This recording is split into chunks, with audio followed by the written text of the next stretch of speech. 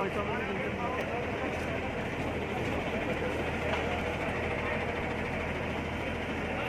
News के news room में आप सबका खैर मकदम है और मैं हूं आपके साथ नदीम अकरम।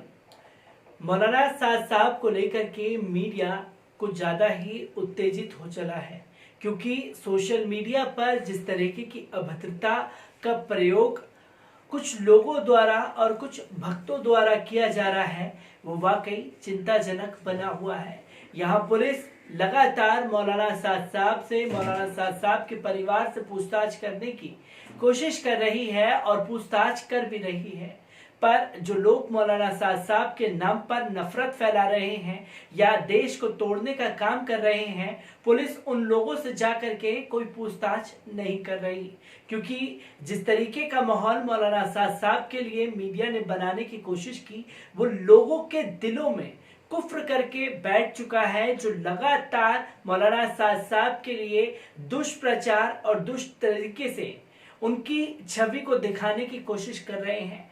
पर असल में मौलाना साद साहब है कहाँ, ये हर किसी के जहन में सवाल लगातार घूम रहा है, क्योंकि अगर पुलिस को कोई भी जानकारी लेनी होती है तो वो अपना ऑडियो टेप रिकॉर्ड करके उनके पास भेज देते हैं। तो मीडिया में ये बहस चल रहा है कि जब मौलाना साद साहब ऑडियो टेप भेज सकते हैं तो मीडिया कर्मियों से बात करने में उन्हें क्या एतराज है, जो पुलिस वाले सवाल पूछ रहे हैं उसे बताने में उन्हें क्या एतराज है।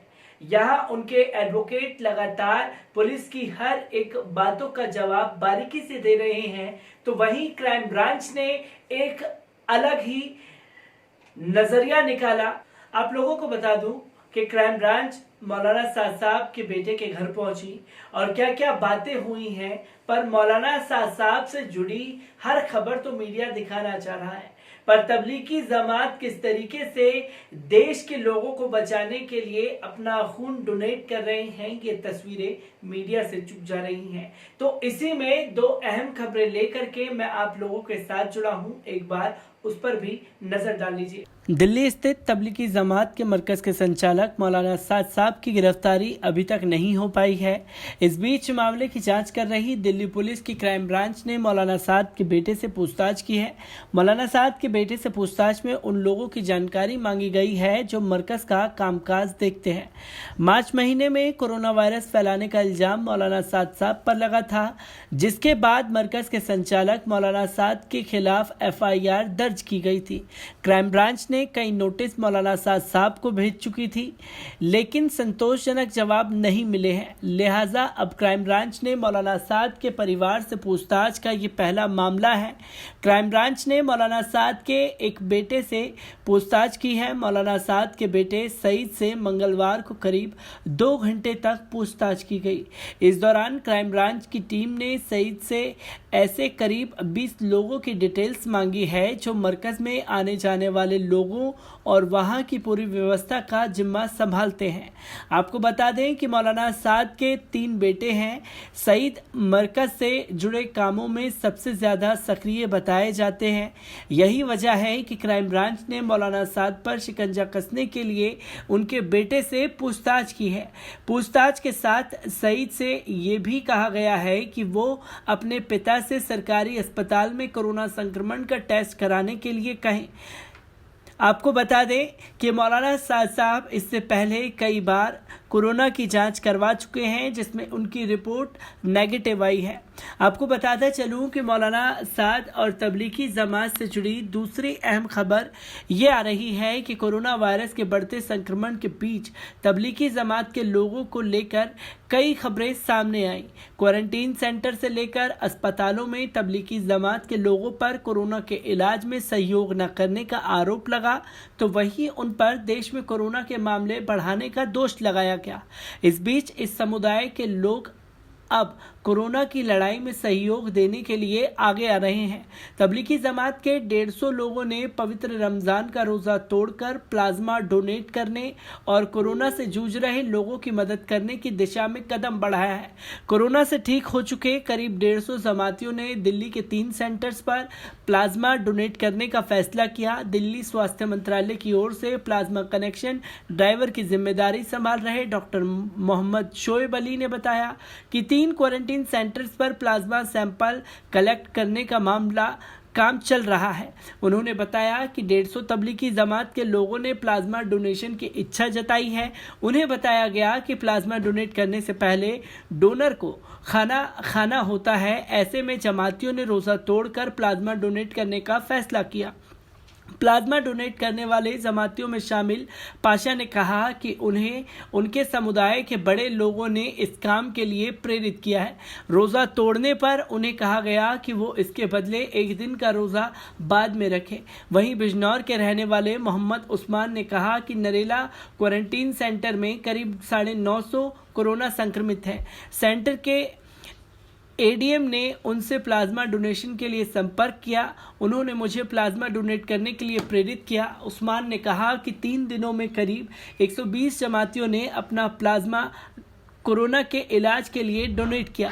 आपको बता दें कि निज़ामुद्दीन मरकज़ के प्रमुख मौलाना साद कंधालवी ने देश के जमातियों को जो कोरोना वायरस के संक्रमण से उबर चुके हैं उन्हें अपना प्लाज्मा दान करने की अपील की थी।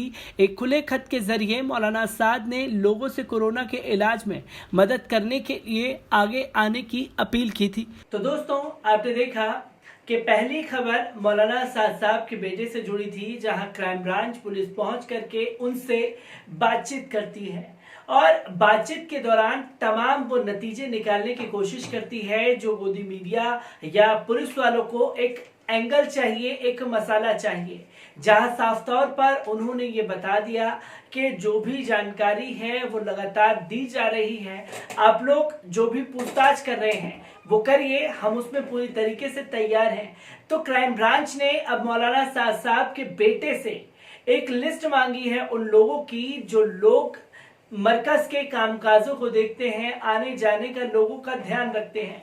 तमाम लोगों से मीडिया लगातार बात करने की कोशिश कर रहा है।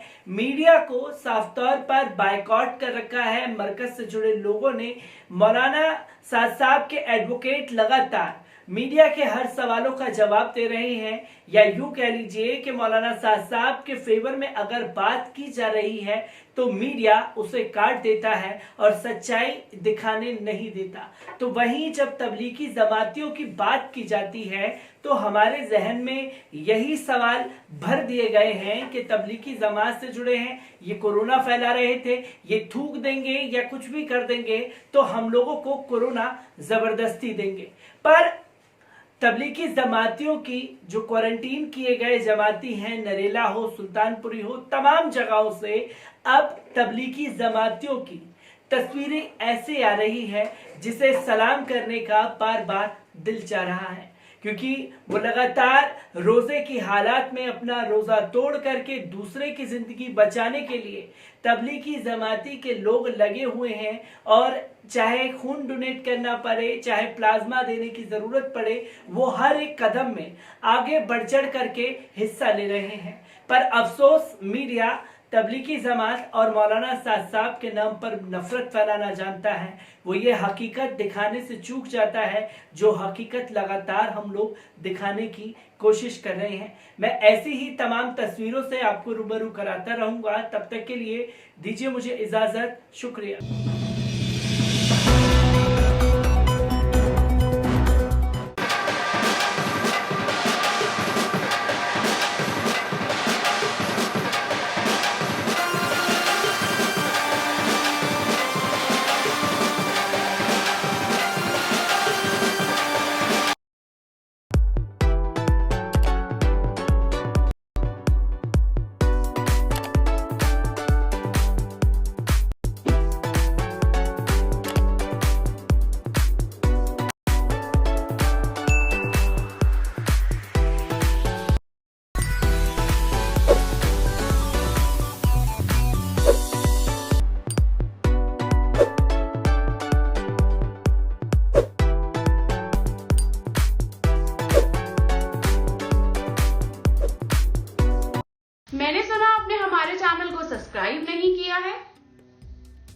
सच है क्या?